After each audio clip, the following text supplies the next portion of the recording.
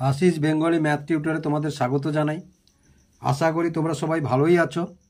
আমরা করছি ক্লাস 5 এর আমার গণিত বইটি থেকে অঙ্ক। তোমরা স্কুল থেকে যে গণিত বইটি পেয়েছো, এই যে আমার গণিত, সেখান থেকেই আমরা অঙ্কগুলি করছি। গত ক্লাসে আমরা 18 পর্যন্ত শেষ করেছি। আজকের কষব 19, 20, 21 এবং 22 পৃষ্ঠা। এই অঙ্কগুলি আমরা করব। যদি ভিডিওগুলি ভালো লেগে থাকে লাইক এবং শেয়ার করবে ও চ্যানেলটিকে অবশ্যই সাবস্ক্রাইব করবে। আর ভিডিওগুলি স্কিপ না করে যদি এক নাগাড়ে দেখতে পারো তাহলে অবশ্যই অঙ্কগুলি বুঝতে পারবে এবং শিখতে পারবে ও নিজেরাই করতে পারবে। তাহলে আমাদের 19 পৃষ্ঠাতে কি অঙ্ক আছে দেখো।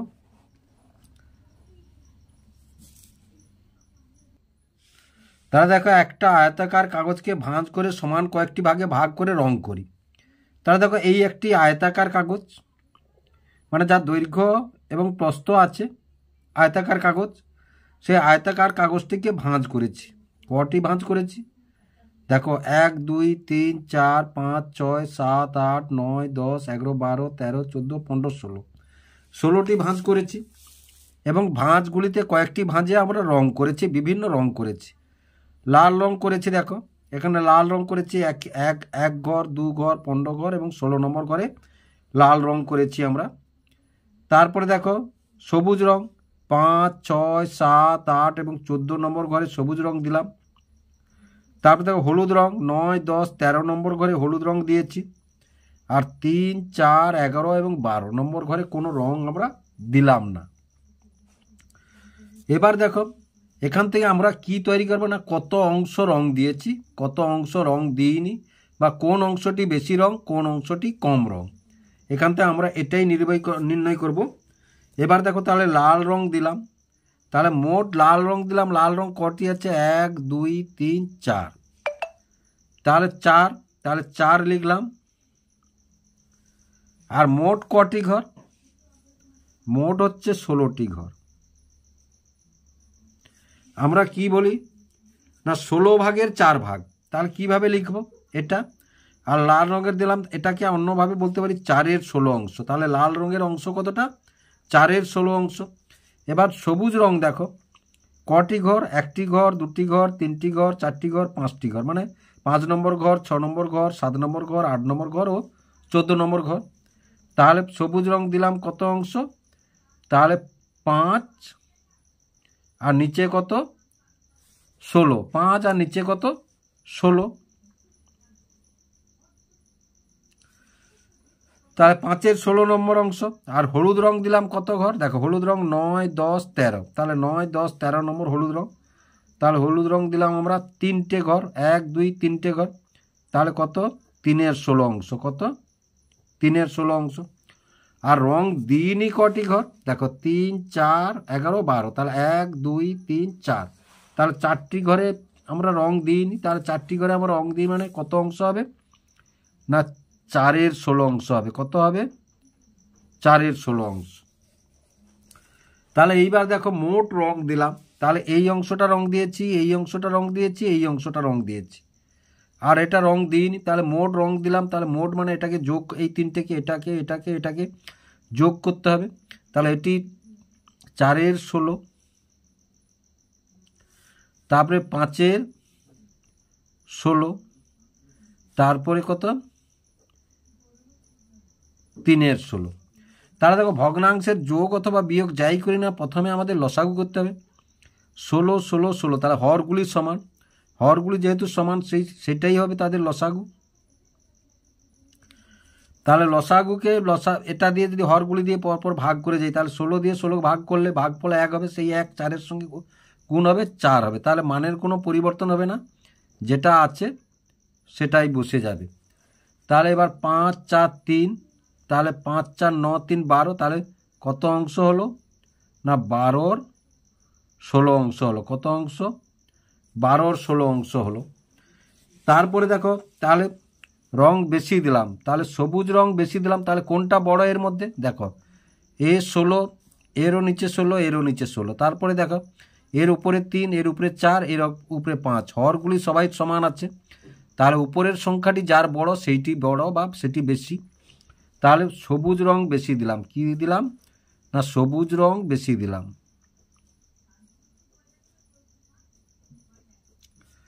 সবুজ রং বেশি দিলাম। এবার দেখো সবুজ রঙের অংশ কার চাইতে বেশি হবে, না হলুদ রঙের, হলুদ সব থেকে কম, তাই না? তাহলে সবুজ রঙের অংশ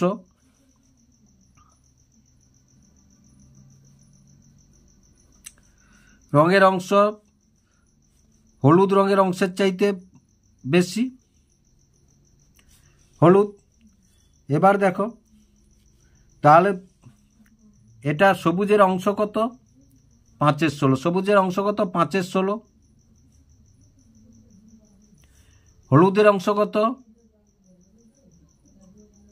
3/16। তাহলে এইখানে একটা জিনিস লক্ষ্য করো, নিচে দুজনের হর সমান, তাহলে উপরের যে সংখ্যাটি বড় আছে সেই সংখ্যাটি বড়, আর যে সংখ্যাটি ছোট সেটি বড়। এটাকে আমরা কি বলি, না 5/16 গ্রেটার দেন 3/16 এটা বলতে পারি, বা 5/16 3/16 চাইতে বড়, 5/16 3/16 চাইতে বড়। তাহলে আমরা 19 পৃষ্ঠাটি করলাম। এবার দেখো গোটা একটা জিনিসকে সমান ভাগ করে নিই, গোটা একটা জিনিসকে সমান ভাগ করে নিই।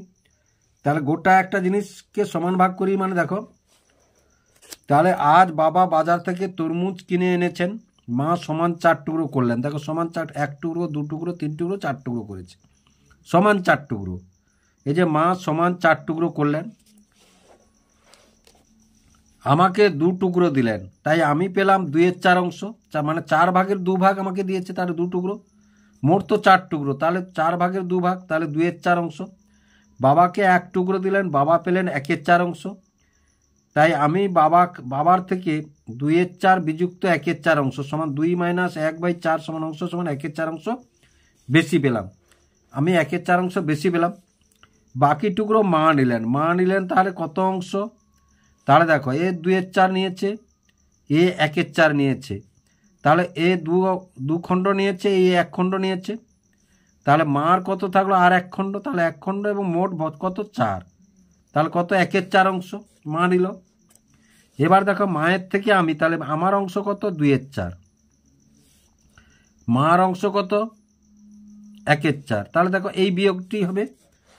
তাহলে দেখো তাহলে 4 আর 4 হর সমান মানে লসাগুও 4, যেহেতু দুজনের হর সমান তাহলে উপরের মানের কোনো পরিবর্তন হবে না, তাহলে 2 থেকে 1 গেলে 1/4 অংশ, তাহলে 1/4 অংশ বেশি পেলাম।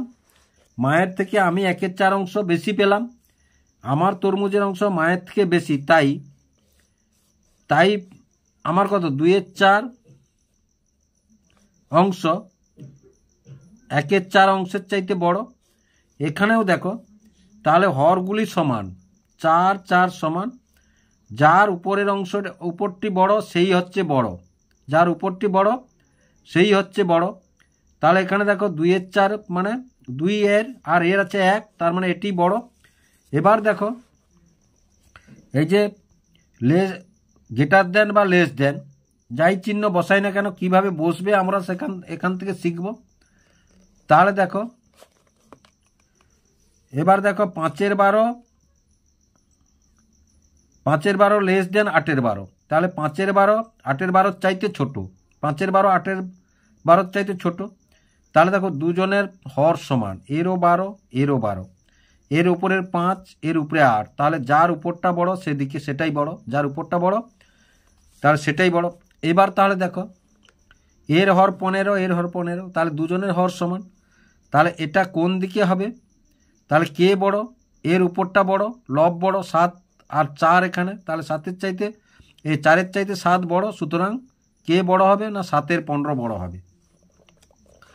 অনুরূপভাবে দেখো এখানে এর 24 এর 24, কিন্তু এর উপরে আছে 5 এর উপরে আছে 1, তাহলে দেখো বড় কে হলো।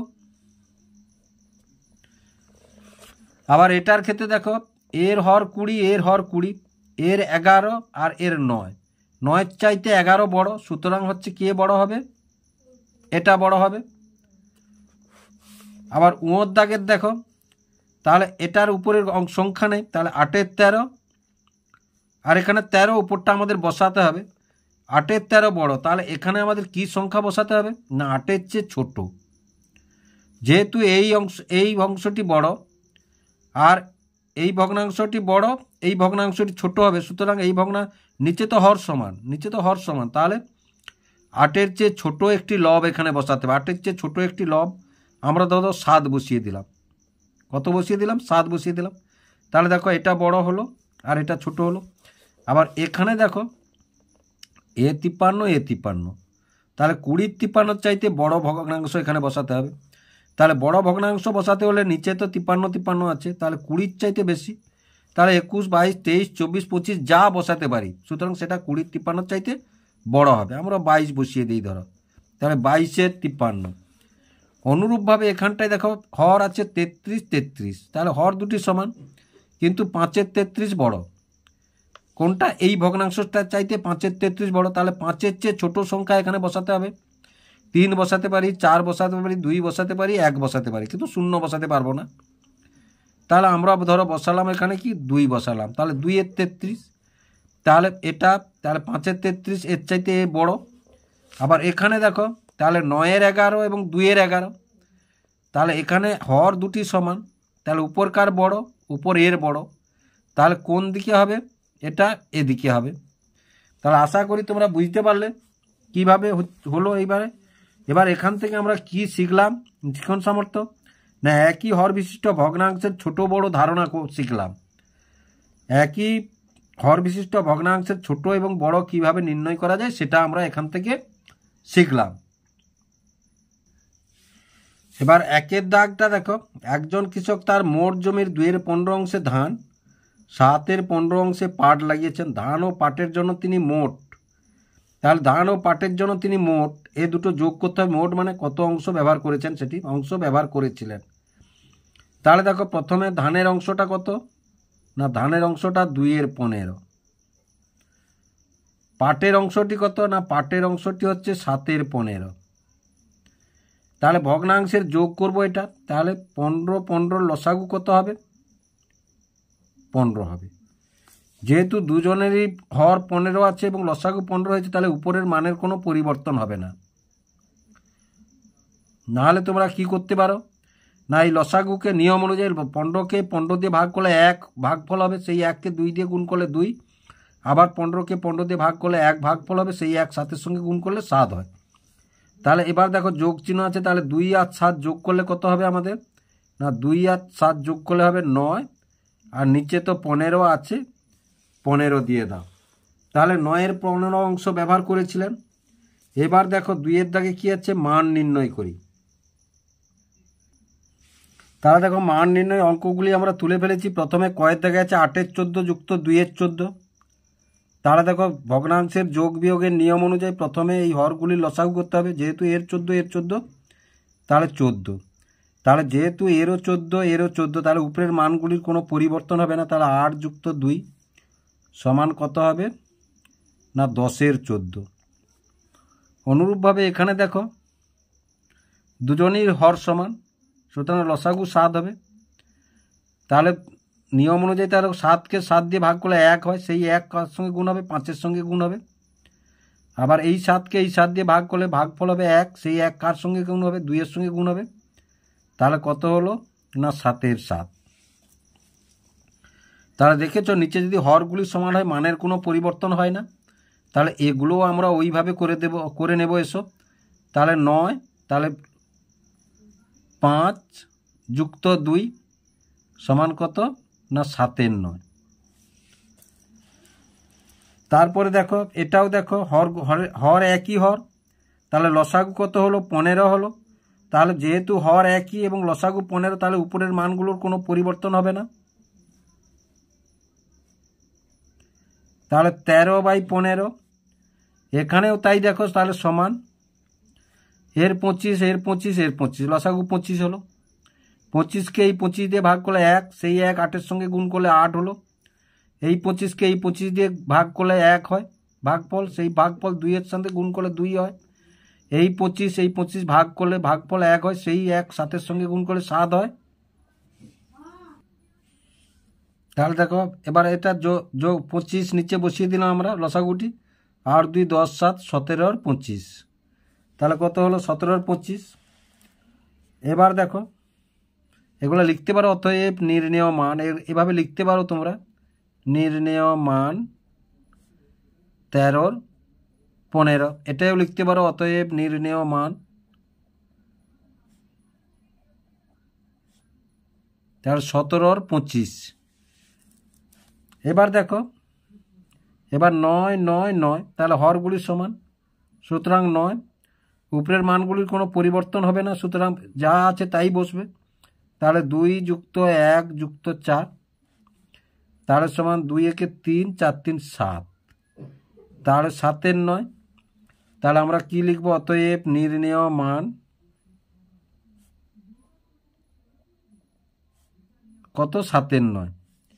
এটাও দেখো হর 17, তাহলে লসাগুও 17 হলো। তাহলে 17কে 17 দিয়ে ভাগ করলে ভাগফল 1, সেই 1 কার সঙ্গে, 8-এর সঙ্গে গুণ হলো। 17কে 17 দিয়ে ভাগ করলে ভাগফল 1, সেই 1 কার সঙ্গে গুণ হলো, 3-এর সঙ্গে গুণ হলো। তাহলে 8 3 11 এবং 17। তাহলে অতএব নির্ণেয় মান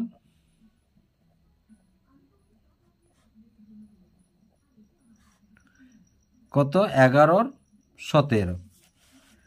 এবার এটা দেখো, তাহলে এটা 10 10 10, যেহেতু হরগুলো সমান এবং লসাগু সমান, সুতরাং উপরের মানগুলো পরিবর্তন হবে না, যেভাবে করছিলাম ওইভাবেই করতে পারো তোমরা, তাতেও কোনো অসুবিধা নেই। তাহলে সমান কত, 4 3 7 7 2 9, তাহলে কত হলো, 9 এর 10 হলো। কত হলো, 9 এর 10 হলো। তাহলে আমরা মান নির্ণয়টা করে ফেললাম। এবারে কি আছে দেখো, এবারে আছে লাফিয়ে লাফিয়ে সংখ্যার সম্পর্ক তৈরি করি, লাফিয়ে লাফিয়ে সংখ্যার সম্পর্ক তৈরি করি। তাহলে দেখো এখানে 0 থেকে 18 19 20 আছে। তাহলে দেখো 0 থেকে 20 পর্যন্ত আছে। তাহলে এখানে দেখো দুটো ঘর লাফালে 2, তারপরে দুটো ঘর লাফালে 4, তারপরে দুটো ঘর লাফালে 6, তারপরে দুটো ঘর লাফালে 8, তারপরে দুটো ঘর লাফালে 10, তারপরে দুটো ঘর লাফালে 12, তারপরে দুটো ঘর লাফালে 14, তারপরে দুটো ঘর লাফালে 16, তারপরে দুটো ঘর লাফালে 18, তারপরে যদি আবার দুটো ঘর লাফায় তাহলে কত হবে, 20 হবে, তাই না, 20 হলো। তাহলে এই সংখ্যাগুলো লক্ষ্য করো, এটা 2 এর নামতাই আছে। তাহলে 2 একে 2, 2 2 4, 2 3 6, 2 4 8, 2 5 10, 2 6 12, 2 7 14, 2 8 16, 2 9 18, 2 10 20। তাহলে এগুলোকে আমরা কি বলবো, এগুলো সব হচ্ছে 2 এর গুণিতক। এটা সব হচ্ছে 2, এই 2 4 6 8 10 12 14 16 18 20, তারপরে যদি 22 24 26 28 30, অসংখ্য, এগুলো সব কি 2 এর গুণিতক। আবার দেখো যদি 3 ঘর লাফায়, এটা হচ্ছে 2 ঘর লাফিয়েছে, এবার লাল তীর চিহ্নটা 3 ঘর করে লাফিয়েছে, দেখো 3 ঘর করে লাফিয়েছে, 3 ঘর করে। তাহলে এখানে যদি আমরা ধরো আরেকটা সংখ্যা দিই, যদি ধরো 21 দিলাম, তাহলে এখান থেকে যদি আবার 3 ঘরে এটা লাফালো, 21 দিলাম। তাহলে দেখো 3 6 9 12 15 18 21, তাহলে এগুলো সব দেখো 3 এর গুণিতক। 3 2 6, 3 3 9, 3 4 12, 3 5 15, 3 6 18, 3 7 21, সবই 3 এর গুণিতক। এবং আরও অসংখ্য হবে, 24 হবে, 27 হবে, 30 হবে, অসংখ্য, 3 এর গুণিতক অসংখ্য। গুণিতক যে কোনো সংখ্যার গুণিতক অসংখ্য। তাহলে এই যে সংখ্যাগুলো দেখো, 2 ঘর করে লাফালে 2 4 6 8 10 12 14 16 18, আরও যা হবে আমরা বললাম এই যে 20 হবে, 20 22 24 26 28, এগুলো হবে। আবার 3 ঘর করে লাফালে 3 6 9 12 15 18 21 24 27, এগুলো হতে পারে পরপর, তাহলে এগুলো হতে পারে। এবার দেখো 2 এর গুণিতকে 6 আছে, 3 এর গুণিতকে 6 আছে, যেগুলো লাল আয়তক্ষেত্রের মধ্যে রাখা হয়েছে। আবার 2 এর গুণিতকে 12 আছে, 3 এর গুণিতকে 12 আছে, 2 এর গুণিতকে 18 আছে, 3 এর গুণিতকে 18 আছে। আরও ধরো 2 এর গুণিতকে 24 আছে, 3 এর গুণিতকে 24 আছে, 3 এর গুণিতকে 30 আছে, 2 এর গুণিতকে 30 আছে, 3 এর গুণিতকে 30 আছে, অসংখ্য আছে। সুতরাং দেখো এগুলো এর মধ্যেও আছে, এর মধ্যে আছে, এগুলোকে আমরা কি বলবো, না এগুলোকে এই যে বলেছে দেখো, 2-এর গুণিতকগুলি এই যে লাল বৃত্তের মধ্যে রেখেছে, আর 3-এর গুণিতকগুলিকে রেখেছে সবুজ বৃত্তের মধ্যে। কিছু এক সংখ্যা আছে এখানে দেখো, লাল এবং সবুজ দুটোর মধ্যেই আছে, এই লাল এবং সবুজ দুটোর মধ্যে আছে 6, 12, 18, মানে যেগুলো আয়তাকার ঘরের মধ্যে রাখা হয়েছে এগুলো হচ্ছে কি না, এগুলোকে বলা হচ্ছে 2 ও 3-এর সাধারণ গুণিতক। 2 ও 3-এর সাধারণ গুণিতকগুলি এই 6, 12, 18, ওই যে বললাম 24, 30, 36, এগুলো সব অসংখ্য। এবার দেখো তাহলে এখান থেকে আমরা কি শিখলাম শিখন সামর্থ্য, না একই হর বিশিষ্ট ভগ্নাংশের যোগ ও যোগফল 1 থেকে কম বা 1-এর সমান। তাহলে দেখো 2 ও 3-এর সাধারণ গুণিতকগুলি পাই 6, 12 এবং 18। আরও আমি তো বললাম 18, তারপরে কি বললাম 2, 6, তাহলে 2 ও 3-এর 6, 12, 18, তাহলে কত 24। আরও যদি দিই আমরা 24-এর পরে ধরো 30, 36, এরকম অসংখ্য, এরকম অসংখ্য। এবারে দেখো এবারে কি আছে না, এবারে আছে সাধারণ গুণিতকগুলি নির্ণয় করি। তাহলে 3 ও 5-এর সাধারণ গুণিতকগুলি, তাহলে 3-এর গুণিতকগুলি 3, 6, 9, 12, 15, 18, 21, 24, 27, 30, অসংখ্য। 3-এর গুণিতক অসংখ্য আছে। আবার 5-এর গুণিতকগুলি কি কি আছে দেখো, তাহলে 5 আছে, 10 আছে, 15 আছে, 20 আছে, 25 আছে, 30 আছে, 35 আছে, 40 আছে, 45 আছে, 50 আছে, অসংখ্য। কত আছে না অসংখ্য আছে, অসংখ্য আছে। এইবার দেখো তাহলে 3 ও 5-এর সাধারণ গুণিতকগুলি দেখো 3-এর মধ্যে যেটা আছে কোনটা কোনটা আছে দেখো, 3-এর মধ্যে এটা আছে, এটা আছে, আর কোনটা আছে না এটা আছে এবং এটা আছে। তাহলে দেখো 3-এর মধ্যে আছে আর 5-এর মধ্যেও আছে, তাহলে এই দুটোই লিখি আমরা 15 এবং এটা কত 30। অসংখ্য আছে কিন্তু 3-এর মধ্যেও আছে আবার 5-এর মধ্যে আছে। যেমন যার পরে ধরো এখানে 45 আসবে, সেটাও 3-এর মধ্যে থাকবে, 5-এর মধ্যে থাকবে। তাহলে অসংখ্য আছে, সাধারণ গুণিতকগুলি অসংখ্য আছে। এবার দেখো 2-এর দাগে কি আছে না, 2-এর দাগের আছে 3 ও 4-এর দুটি সাধারণ গুণিতকগুলি হলো 3 ও 4-এর দুটি সাধারণ গুণিত, দুটি বের করতে বলেছে। তাহলে 3-এর গুণিতকগুলি আমরা কি কি পাই না, 3 পাই, 6 পাই, 9 পাই, 12 পাই, 15 পাই, 18 পাই, 21 পাই, 24 পাই। দুটো পেয়ে গেছে আমাদের, কত বলেছে দুটি সাধারণ গুণিতক। এবার 4-এর গুলি কি কি, 4 পাই, 12 এখানে পেয়ে গেছি, তারপরে 16 পাই, তারপরে 20 পাই, 24 পাই, 28 পাই। তাহলে এবার দেখো তাহলে দুটি সাধারণ এই যে পেয়ে গেছি 3 ও 4-এর সাধারণ গুণিতকগুলি, তাহলে 12 আর 24 পেয়ে গেছি। এবার তারপরে দেখো 3-এর দাগে কি বলেছে, 4 ও 6-এর দুটি সাধারণ গুণিতক, তাহলে 4 এবং 6, তাহলে 4 পেয়েছি, 8 পেয়েছি, 12 পেয়েছি, 16 পেয়েছি, 20 পেয়েছি, 24 পেয়েছি, 28 পেয়েছি, 32 পেয়েছি, 36 পেয়েছি। আর 6-এ দেখে 6 পেয়েছি, 12 পেয়ে গেছি এখানে, 18 পেয়েছি, 24 এখানে পেয়ে গেছি, 30 পেয়ে গেছি, 36 তো এর মধ্যেও আছে, 36টা ধরবো না আমরা আর, কারণ আমাদের দুটো বলেছে, কটি দুটি সাধারণ গুণিতক। তাহলে 12 আর 24 পেয়ে গেলাম দুটি সাধারণ গুণিতক। এবার দেখো 4-এর দাগে কি বলেছে না 10 আর 15-র দুটি সাধারণ গুণিতক। তাহলে 10-এর কি কি আছে? 10 আছে, 20 আছে, 30 আছে, 40, 50, 60, 70, 80। আর 15-র মধ্যে দেখো 15, 30 এখানে নিয়ে নিয়েছি আমরা।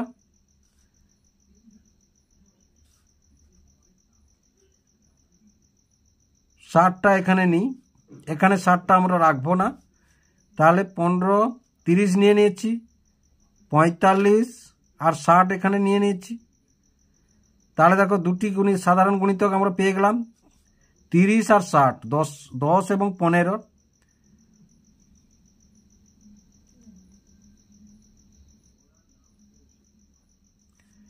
দশ ও 15-র দুটি সাধারণ গুণিতক।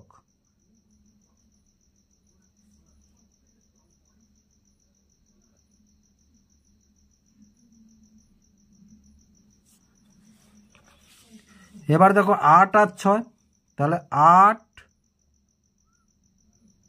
16, 24, 32, 40, 48 আর 6-এর আবার দেখো 6, 12, 18, 24, 30, 36, 42, 48। তাহলে 48টা এর মধ্যে দেব না।